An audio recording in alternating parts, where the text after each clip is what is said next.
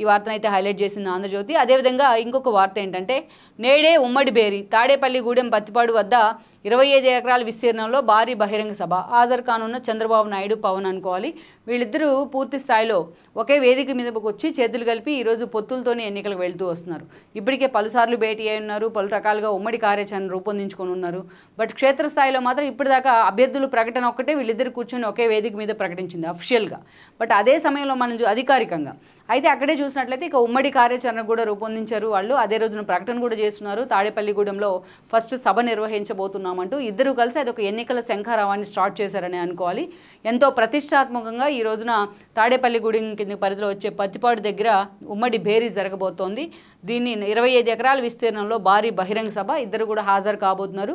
దాన్ని సక్సెస్ చేయాలంటూ గత కొన్ని రోజులుగా రెండు పార్టీల నేతలు కూడా స్థానిక జనాన్ని కూడా సమీకరించే ప్రయత్నం, వాళ్ళలో పూర్తిగా ఈ అంశాన్ని తీసుకెళ్లే ప్రయత్నం అయితే జరుగుతోంది. లెట్స్ సీ మరి ఎంతవరకు ఈరోజు ఆ సభ సక్సెస్ అవుతుందని కూడా మనం చూడాలి.